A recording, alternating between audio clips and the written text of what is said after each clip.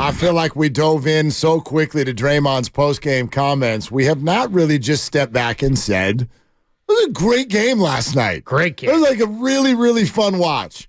And it always is. The Kings are cute. We know that. Kings fans hate you. Of course they do. But the ones who understand the bit don't hate so much. And in fact. Oh, they hate. Well, if you just. And I all think, drinks from Mark Willard are double in downtown Sac. Yeah. Not meaning stronger, meaning double the price, right? Right. Yeah. You know, $17.95. That man's wallet is no good in this town. No. It was a silver bullet. Yeah. Oh, that's $22.50. Thank you, Mr. Willard. Look. In life, what's the one thing most humans are worse at? Self-assessment. It's hard to be self-aware. It's hard to know all the little quirks about yourself and the way other people respond to you. Sacramento Kings fans don't want to hear this. Part of the reason they don't want to hear it is because they know it's true. That's why you don't like it. It's actually, and there's no way to get everybody to agree with this, it's not the criticism that people think it is. They're new. That's really all I'm saying. They're new. They're new. They are. They don't. 1989 they came to. Bro, I'm talking. I was in high school. I'm talking about in terms of being like an actual factor in the league. I'm not talking about existing. I'm talking about not being the Washington Generals. Mark Olberding is not walking through that door. They've been the Washington Generals my whole life. No, they were good. You kidding me? They had Peja. Okay. Outside of that, Bibby before he was yoked. Outside of the one run when they were the Lakers Washington Generals, Weber. They were everybody's Washington Generals. And now they've actually got good players. They're well coached. They don't look like buffoons when they go on the floor. They've got a light that they turn on when they win games, and they act like that's not campy. Like, it's so campy. It's like the minor leagues. No, it's marketing genius. And it is. I'm not saying I don't like light. It's a beam. Okay. It's a beam. Can you imagine? It's a beam that goes up to Uranus. Take it easy, all right? They're not having an enema after games. Just take it easy. It's a beam that can be seen in a different off a satellite. Can you imagine? John, why don't you try Uranus? There you go. Can you imagine how it would be received? Let's go to Philadelphia. Right. Howard Eskin's show. How would it be received if when the Sixers won, we turned the light on? Did you see the beam?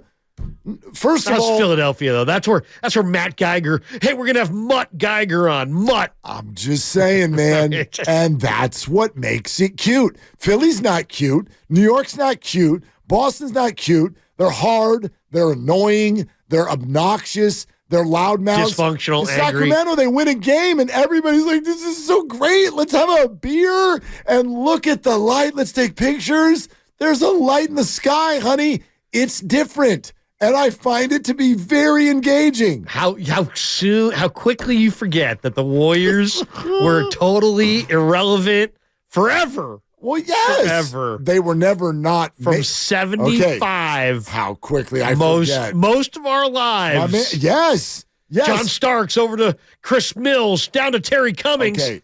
Over to Jason Caffey. Terrible. Montego Cummings. There's a difference between being bad. Timeout. 5 minutes left. The Warriors have cut the lead to 13. But have the Warriors Remember those I do. I remember them all.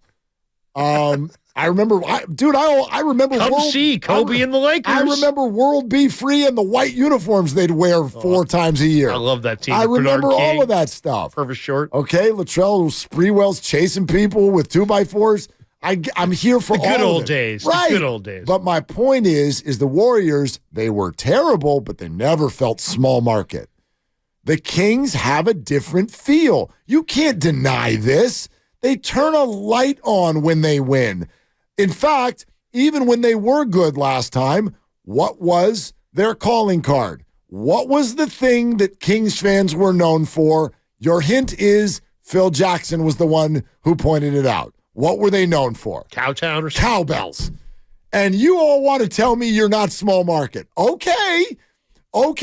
Keep telling me you're not adorable. You've got cowbells. You've got a beam. You have your players walk over to the sideline. Boop, they hit the button like they're in a Staples commercial. Listen, it's not bad. It's just different, and it's really cute. You're hating. It's cute. You're hating. By the way, Mike Brown is getting so tired of this. The Kings have played the Warriors. The Warriors have faced the Kings 11 times in their last 17 games, including the preseason matchups. And if you watch every one of these post-game handshakes, because the Warriors are getting the upper hand in a lot of these games, they're getting less and less warm between Kerr and Mike Brown. Mike Brown's a cool guy. And like 3 weeks ago, they're like hugging it out. Hey, they're pointing at each other. Mike, they're kind of ripping each other and hitting each other in the ribs.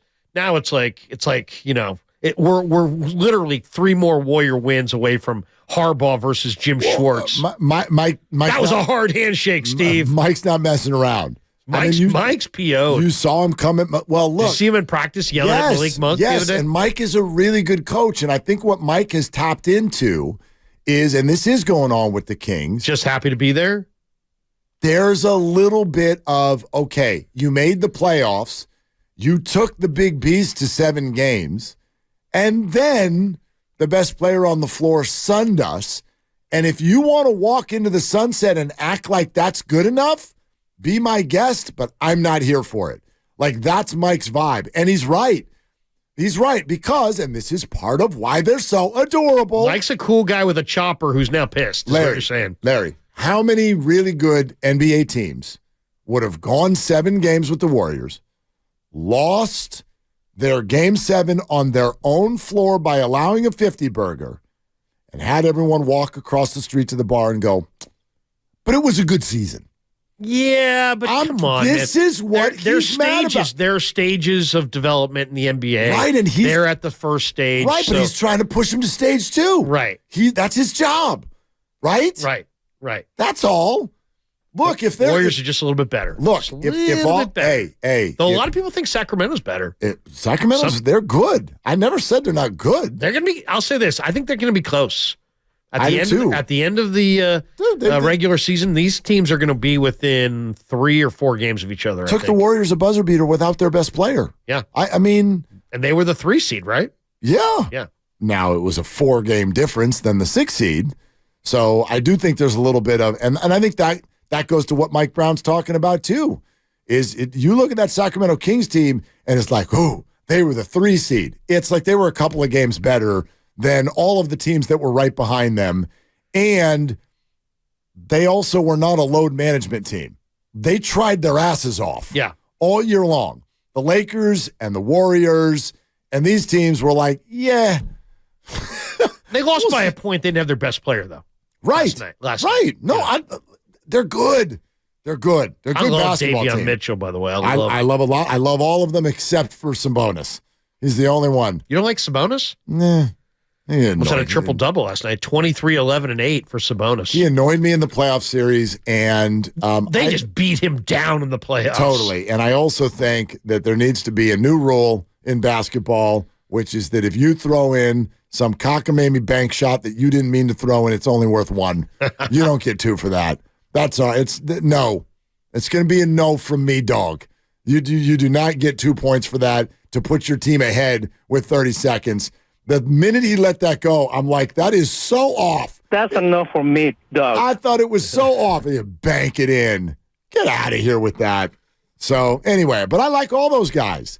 I do. I appreciate the Kings players. You're patting him on the head. Yes. You're just like, yes. I like those guys. No, I do. What's their record now? Are they 3-2? They're 2-2. They're 2-2. 2-2. How about Harrison Barnes? So they're 2-0 against the NBA not named the Warriors.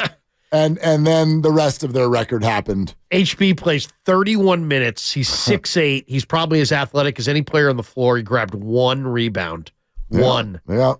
HB missed that big shot. If he hits that big shot last year, then they maybe beat the Warriors. I'm going to duck when I say this because I don't mean this in terms of their talent, their import. I just mean this in terms of sometimes the vibe they give out on the floor. HB and Andrew Wiggins have a little overlap to me. Yeah. They disappear. They disappear sometimes. I think Andrew is all in all a more talented basketball player. They drift. but they do. They do. I thought Andrew was pretty good last night. That was one of his better games so far this year. 2 rebounds. Exactly. I think I would love to just say to Wiggins, man, whatever you had going against Boston, rebounding-wise, whatever that mindset was, can we get you back in that mindset? Because look what he is as a player when he rebounds the basketball. I mean, look at the value of Andrew Wiggins when he's rebounding the basketball. He changed the team that year, and it wasn't just against Boston. No. It was against Dallas. It was he was in a rebounding mode. He was in the zone. Yeah. I'd love to see him get back there. Because, I mean, even though HB had 1 rebound, Kings still beat the Warriors from the glass 48-36. Minus 12 on the glass is not good.